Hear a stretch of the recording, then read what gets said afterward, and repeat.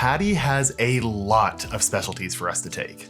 Literally, there are over 31 different specialties. This doesn't even include some of the core classes like the open water, advanced open water, rescue, and master scuba diver courses, or things like the PADI Tech Rec program, or even professional certifications like dive master, assistant instructor, open water instructor, etc. These are just specialty courses. With so many specialties available, PADI often gets criticized with nicknames like put another dollar in, because people just say so many of these classes are completely useless and it's all about just getting another certification card, but they can't all actually be useless, right? Well, in this video, I go over every single one of these 31 specialties and let you know which ones are worth taking and which ones are total duds. Let's get into it. I'm Thomas Hughes, a professional scuba instructor, and one of the most common questions that my students ask me is which class they should take next. Now, there's a lot that can go into these, but generally, I think there's 3 different categories that we can sort our specialty classes into that I'm gonna go ahead and use for this video. First, we have specialties that are more of a must-have, in my opinion. These are specialties that either open up a new diving experience for you, where the certification card itself is actually required to do that type of diving, and operators will actually ask you for it. Or they're certifications that open up new areas that you can dive into, expand your limits some, or just provide some extra safety with the type of diving that you're gonna be doing that I don't think should be sacrificed otherwise. Next, we have specialties that are more of a nice to have. These are things that are nice if you're really interested in the specific subject matter, but for the most part, they're things that aren't actually required to do the type of diving or required to take by any means. And depending on the subject, you can probably find plenty of material online, whether it's on this channel, other YouTube channels, or just reading different blog posts and learning from peers and others in the community who have already mastered some of these skills. So they're nice to have, but nothing that's actually required by a dive operator or anything like that. This category does include some certifications I still would recommend taking if you have the right instructor for it. And it's kind of again, a nice to have if you can do it under supervision, but it's not required by any means. And when I say not required, I mean specifically not required by, again, dive operators or dive shops or something like that. But there's still one category that I'm gonna save for last because it might get a little bit spicy. And these are the ones that I just don't really think are necessary for anyone to take. If you wanna collect certifications or you just wanna take a class for fun, these are the classes that you might want to take if you've kind of done everything else already and you're just looking to take another class and get something new for a certification card. But otherwise, some of these classes are just kind of a waste of money in my opinion, and maybe even a waste of time. Look, I'm currently a PADI instructor, and in this last category, these really are classes that I just think are kind of a waste of money and a waste of time. And again, if you want to do it for fun or just to collect something, then you can go for it. But otherwise, I would go ahead and skip these classes. Now, before we go ahead and jump into that first group of must-have certifications, I just want to throw out there that this is my current opinion as of right now. And as with all classes that you take in any type of thing, especially in diving, the instructor really makes or breaks the class. So your mileage may vary depending on the instructor that you get, and it's worth researching a good instructor that has interest in the subject that you're taking and experience in the subject that you're taking as well. I also just want to throw a quick disclaimer out there that no matter where I rank a certification, even if I say it's not worth taking, I am in no way advocating that you dive without a certification at all, and think that only certified divers should be looking at this advice and kind of determining for some specific specialties. But this is something that you still need to decide on your own. You should dive within your limits and within your certifications and qualifications that you have. So let's go ahead and start with certifications that open up new diving opportunities for you. First, and it's probably no surprise to anyone, is going to be the Enriched Air Diver or Nitrox Diver certification, which is by far the most popular certification that people get after their open water class. This is one of those certifications that's required by dive operators, so you cannot get tank fills without being certified, and you can't get a nitrox fill without being a nitrox diver. You should not in any way, shape, or form dive nitrox without being nitrox certified. And I talked about the dangers and things that you need to do every time you dive nitrox in a video that I'll leave up in the cards and in the description down below. Next, I'm going to include full face mask diver and dry suit diver in this category as well, which are both options that just extend your dive season and allow you to dive more comfortably in cold water. Now, technically, depending on which operator or dive shop you're going through, these may not be required to actually do that diving. So you might be able to dive in a dry suit or dive in a full face mask without actually showing a certification card. But I don't think that you should go through it that way. I do know a few shops that actually will not sell you a full face mask or a dry suit without you showing a certification card or signing up for the certification class, which I think is the right way to go. You know, these are very specialty pieces of equipment that add some extra complications. There have been deaths that have resulted from people in these items, especially in dry suits most recently, just because of sheer incompetence really that happened.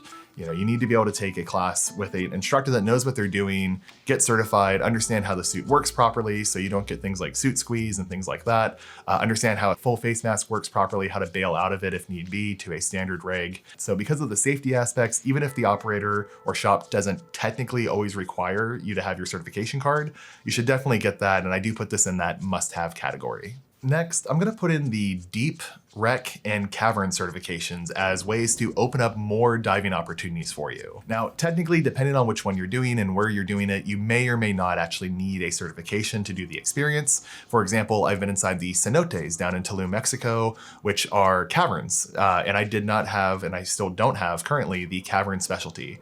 But it was more of a like discover cavern diving in a sense, with a very small group, a guided tour, that type of thing.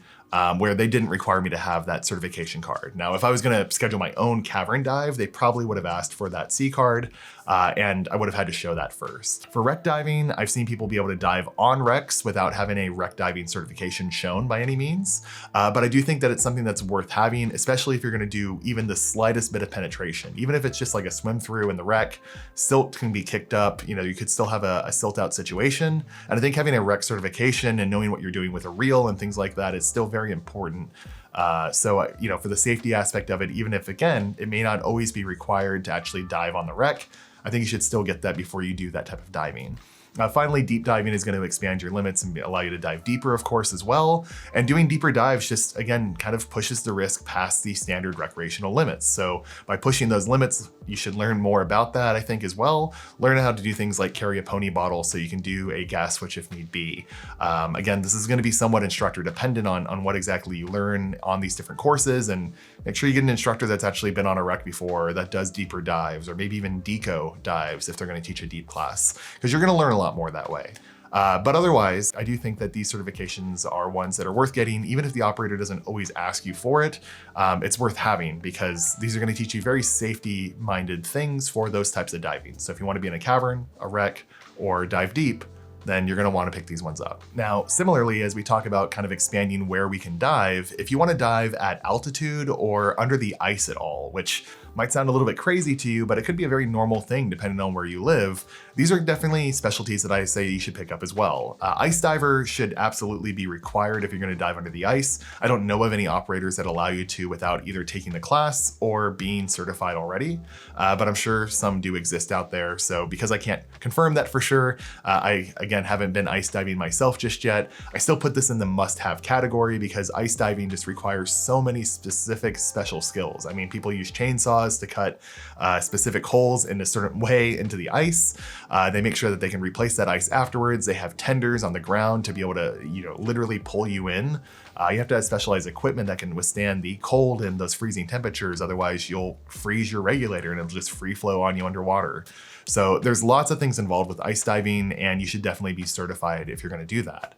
Similarly, I would say the altitude diver, because if you aren't someone that dives at altitude regularly, you might not realize that there are pressure changes that happen depending on how high you are, and you might need to change your computer configuration around some. Some computers will automatically calibrate for you, but you need to know that.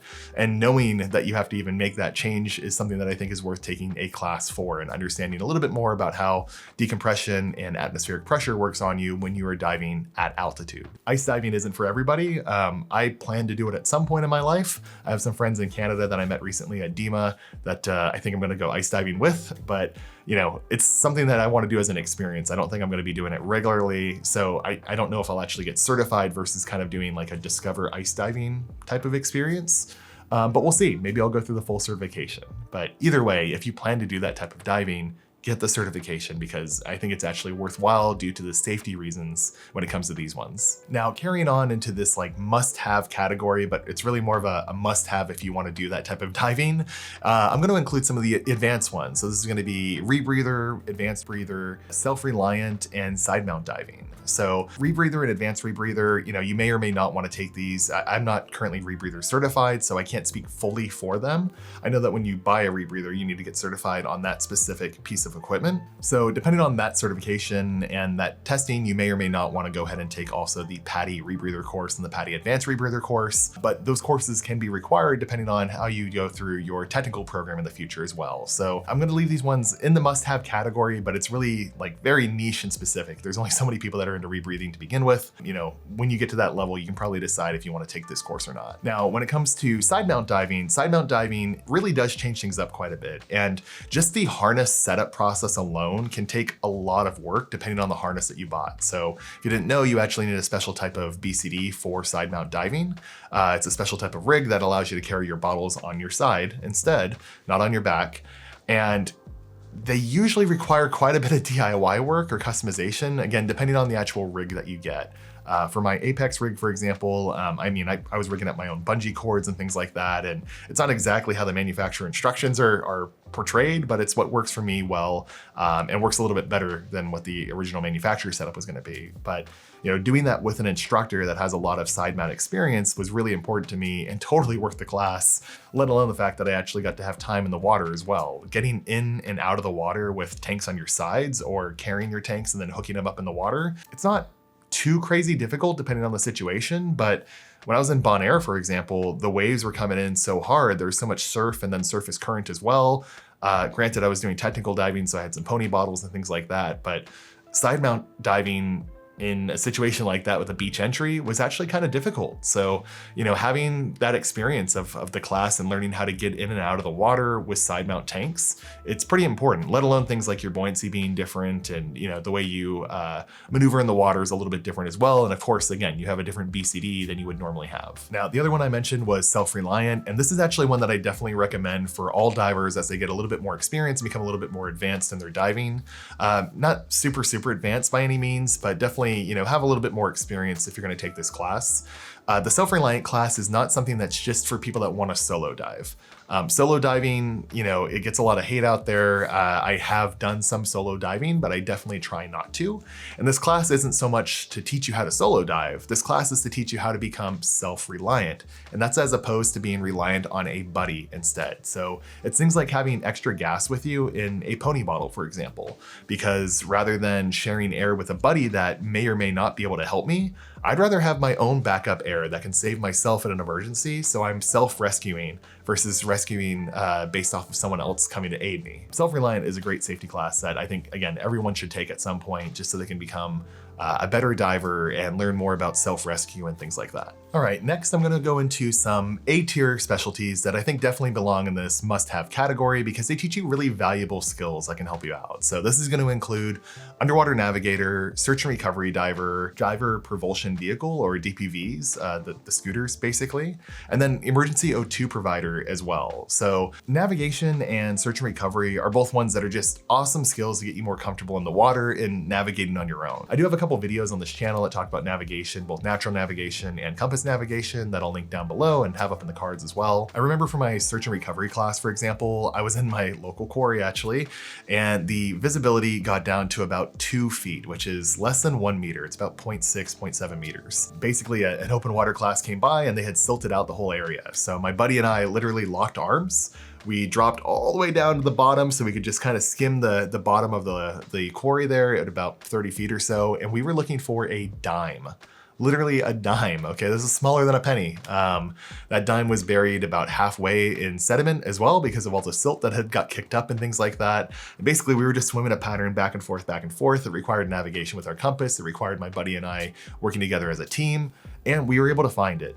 It was in a roughly 10 meter by 10 meter area too, so it was a fairly large area to be searching for such a small item, and having that confidence of being able to navigate like that, even with no visibility whatsoever, was something that I kind of carry with me all the time. And now as I lead divers as a dive guide myself, or as a dive instructor during a class and things like that, I know that I'll be able to get to where I need to go because I know my navigation is really good for the areas that I dive in that I'm familiar with now at this point. Now for the DPV course, or Diver Propulsion Vehicle course, this is really one of those ones that's nice to have, or must have, I guess, depending on how you want to look at it. But if you plan to buy a scooter or a DPV, whatever you want to call it, then I do kind of think that this is more in the must-have category.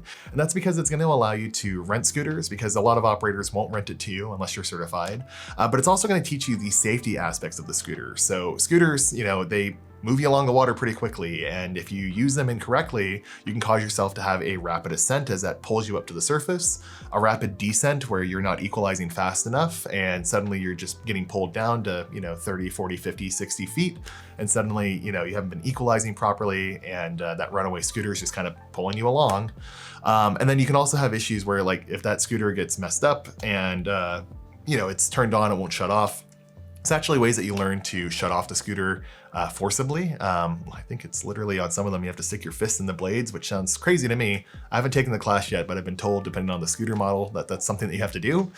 From a safety aspect, I think it's worth taking the class. And again, if you want to actually rent them, or depending on where you're buying it from, you might need to show a certification card to rent or buy the scooter before you take it out, because they're really expensive. So dive shops want to make sure you know what you're doing with it. Now, the next one that I talked about that was in this kind of A tier category in the must-have overall grouping is the emergency O2 provider, which might surprise some people that I included here, but the reason I do is that oxygen is just something that can help so many people with dive-related injuries and dive-related incidents in general. So, it doesn't help everything all the time, but in a lot of situations, a diver being put on oxygen is going to help the malady that they're facing, or the incident that they had, whether it's like an air embolism or DCS or something like that. Yes, most boat operators are going to have O2, and they should have plenty of O2 on there to get you back to shore. Hopefully they do.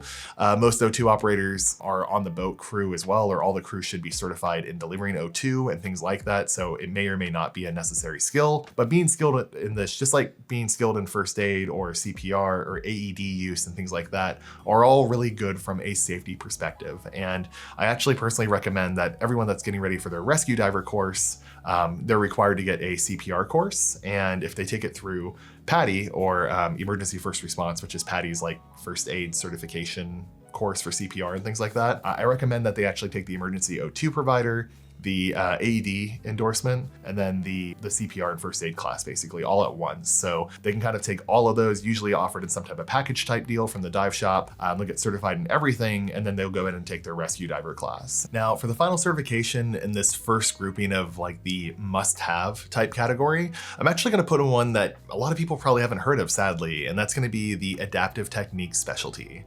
So this specialty is all about being an adaptive buddy, basically, which allows you to be a buddy for people that have maybe mobility issues or some other maybe physical or mental handicap that might require that they have some adaptive techniques that they use while they're scuba diving. And we just don't have enough adaptive buddies out there. So PADI has the adaptive specialty. I think it's a must-have for everyone, because I think everyone should be able to experience diving. Now, I'll admit there are a lot of specialties that I just listed that are in this kind of valuable or like must-have category, but in reality, I haven't even really got to half of them yet. There's, again, 31 specialties that PADI offers, so there's quite a few that I think are more in the nice to have category. So let's go and talk about those now. So let's go ahead and move into that second category, which is going to be more of the nice to have category.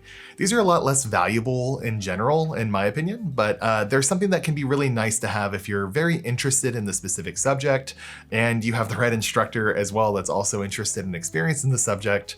And then I would say that a lot of these are ones that you can kind of learn yourself online. So the digital underwater photographer and digital underwater videographer courses. Honestly, in my opinion, there are just so many free resources online nowadays, whether it's on YouTube or just on different blogs and things like that, that you can check out and actually get all the information you need on how to set up your camera properly, how to buy, the right lights and do these setups there for like your tray with your floats and things like that. These classes, they're a little bit dated up to a point. The material needs to be updated, first of all. And secondly, unless you have an instructor that actually takes a lot of photos and video underwater, the instructor is probably not going to be able to help you that much. Now, I will say if you do want to pay for a class, there are actually a number of places online that have either paid courses online or paid workshops that are in-person workshops that are part of a dive trip, for example. So places like Backscatter have workshops, and so do people like Matthias Lebu, who do workshops on different trips. They also have a learn how to do underwater video type course. And they also have some free courses as well. So I'll leave a link down to his shop down below. If you use the promo code Circle H Scuba, you'll actually save 10%. So that's something that I would encourage you to check out if you're interested in paying for a course instead. Next, I know I'm going to get a little bit of hate for this, but I actually would put the Peak Performance Buoyancy, or PPB class, into this nice to have category. Before you attack me too much in the comments, the reason for this is that I definitely acknowledge that you can learn buoyancy on your own over time, right? But it's difficult to find a buddy who's willing to dive with you and allow you to spend an hour or two just hovering above a platform and practicing your breathing. The class is pretty open with the standards, so kind of depending on your instructor, you may or may not get a really good buoyancy workshop out of the class. But in theory, if you're taking this class, it's something that, you've struggled to try to get your buoyancy done on your own. You haven't had anyone that's willing to spend a lot of time with you in your local lake or quarry, or, off the shore dive that you're doing at the beach or something like that. Next, if you're at all interested in night diving, then I think the night diving certification is actually a pretty nice one to have. Now, I've never actually seen a dive operator require someone to have the night diving certification before they go on a night dive, because normally during the dive brief, they cover pretty much everything you need to know for a night dive anyway. So that's going to be the signals that you'll use for the dive torch, how to get in and out of the water, how to recognize where the boat is or where the shore is if you're diving at night, like how to get back to your entry point to be your exit point, basically. And I do think that you can learn all of this in the dive briefing, and that's why this is more of a nice to have. However, if you ever plan to do a night dive on your own with a dive buddy, that's where I think that having certification is really important, because there's a few things that the certification goes a little bit more in depth with, making sure you have a backup torch, for example, which most dive operators unfortunately don't force people to have 2 lights with them on a night dive, and they just kind of give that quick briefing and they don't really worry about it. Things like having tank marker lights, things that really get involved with night diving specifics. And I actually have a whole video where I talk about the dangers of night diving, or just, what you need to know about night diving. I can't remember exactly what I called it. So I'll have that linked up in the cards and down below as well. But I do think that you should still take a night diving certification course if you're going to be night diving on your own and not just kind of doing a group night dive as part of a dive trip or something like that. So next, I'm gonna have another one that really, really depends on the instructor that you get, because having the wrong one will make this completely worthless in my opinion. But that's gonna be the equipment specialist certification, because if you have the right instructor, it can really make you a lot more familiar and comfortable with doing some very basic maintenance tasks on your own gear. So this can include things like swapping a hose on your first stage, maybe adding an air transmitter, changing out O-rings, things like that, that really every diver should know how to do at some point. But surprisingly, a lot of people actually bring their gear into the dive shop for that. So they might buy like a new air transmitter, and one of the first things they'll say is, hey, can you install that for me? I don't know how. Or, they might have a small leak from a hose or a gauge or something like that, and they'll say like, oh, can you swap the hose for me? I bought it, but I don't know how to swap it, right? And these are really simple tasks. And I have some videos on this channel actually that go over that. I'll have it up in the cards and again, linked down below, just kind of the maintenance playlist to teach you some of these basic maintenance tasks. Now, finally for this category, and I know I'm gonna get a lot of crap for this, but if you have a strong interest in fish identification, underwater naturalists, reef conservation, or shark conservation, then I definitely recommend you take those classes, and I do put them in the nice to have category. Like, you can just buy a reef fish ID book, and I have one, I love it. It's one of my favorite Christmas gifts I ever got. It allows me to look up all the stuff that I see while I'm down in the Caribbean, right? And they make ones for different areas. So, if you're diving in the Indian Ocean, for example, there's a different book that you can buy for that. But when you're actually underwater and you're trying to reference different fish and look at fish behavior and characteristics of them, the right instructor can actually go into those details for you and teach you things that the book maybe won't cover by itself. The book will tell you scientific name and some very basics about it, but they usually don't go in depth on behavior of it and things that you can see during different times of year and stuff like that. But I also know some instructors that are literally marine biologists that also happen to be scuba instructors, right? And I know one down in Curacao, for example, who will talk your ear off about corals and, different algae and all the different fish that are down in their area there in Curacao. And I mean, she's awesome. She teaches these classes and absolutely loves it. And you can see how much passion's there, and you're gonna learn so much more. There are quite a few certifications that I do think are pretty worthless. These are ones that if you just wanna collect a certification card, or if you just have extra money to spare, I guess, or if you just are like trying to kill time and you want to have some class to take and you don't have anything else you can take, then we'll move into this next category. All right, so I just want to clarify, this last category actually does teach you something valuable. So I don't want to say that they're worthless, I guess, but I just think that there's a much better use of your time and money, because there's just so many free options available for these classes. And, really you can learn any of these skills online. You don't have to take the class by any means. And you can just do a little bit of practice on your own and you'll be fine. First on this list is going to be the Drift Diver certification, which is a class that teaches you how to dive in a drift or dive in a current. There's just not much to this class other than that, I mean, yes, there's going to be some different techniques that you'll learn, like, tuck in close to the reef if you're diving over a reef and you start getting into a current, because the closer you are to the bottom or to the reef wall or whatever it is, the less strength the current will have. It'll teach you things like looking at soft corals. So, the way the soft coral or algae moves is the direction of the current, right? So it's a way to be able to spot currents from the surface, or to, spot a current that might be below you, or, even notice a current if it's a really light one and you don't realize it while you're diving. But, that's something that you can learn just now in this video. You don't even really need to take a whole class for it. And if you've ever dove in the ocean at all, I mean, heck, even my local quarry can get a surface current if the wind's blowing hard enough. You've probably dove in a current before, and you definitely don't need a certification for that. It's not something that, is a crazy amount of skills that you're gonna learn or anything like that. So in my opinion, yeah, this is one that is for the collectors, and something that you can learn just by diving normally out in the ocean, not something that requires any type of dedicated class time for. Now, next up in this kind of more useless category or less valuable category is going to be the boat diver certification.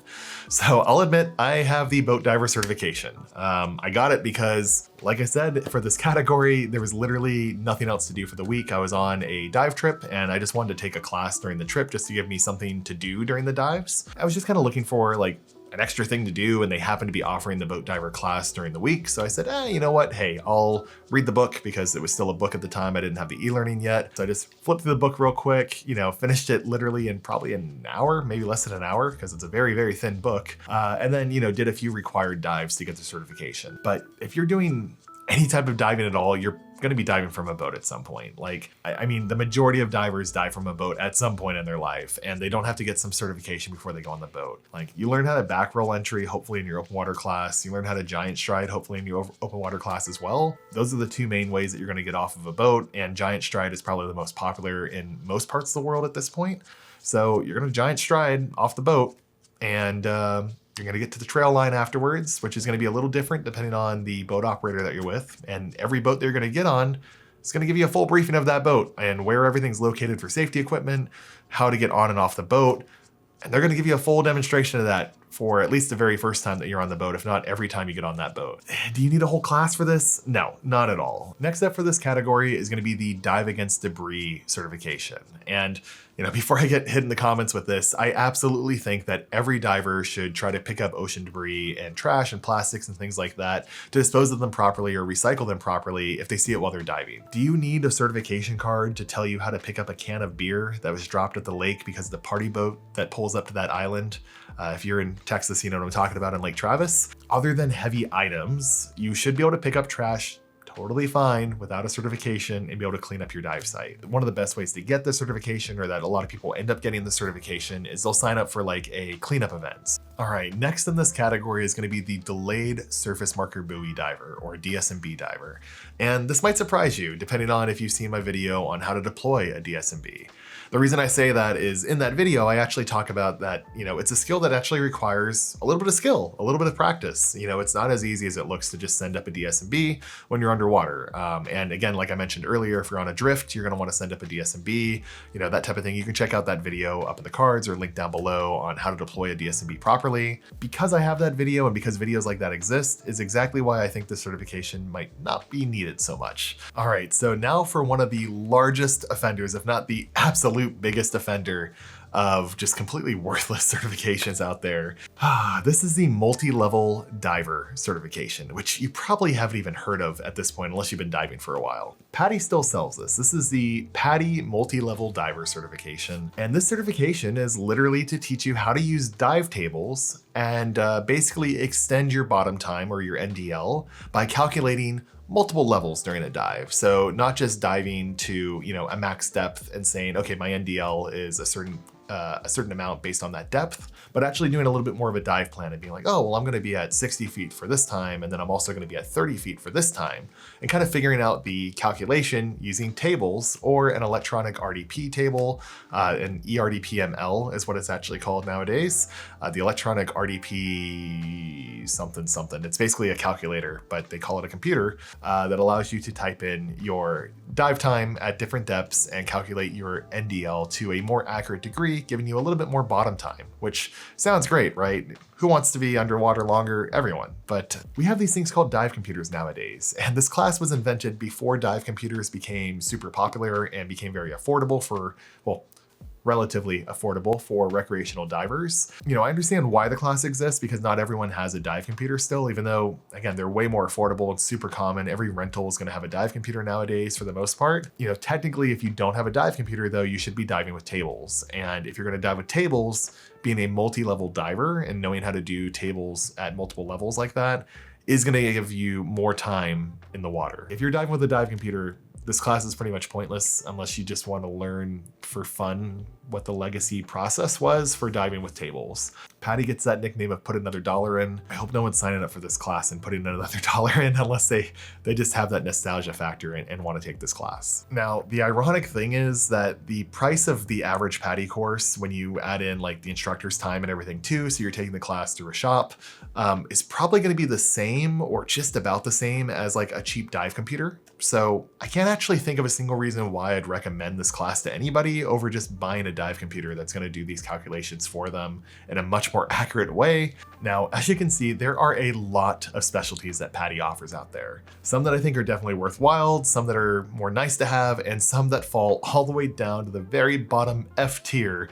like the multi-level diver certification. Now, there really were quite a few that I still think are nice to have or must-haves, and I think one of the best ways to explore which specialty you actually want to go into is to kind of give it a try first and see if it's something that you're actually interested in before you take the full certification class. This is one of the reasons why I recommend everyone get their advanced open water certification, so they can do the adventure dive or the first dive of a variety of specialties and see which one they actually want to pursue into the full specialty certification. Click or tap the screen now to see my video explaining that, as well as all the other reasons why I think you should get your advanced open water certification. With that, stay safe, have fun, and let's go diving.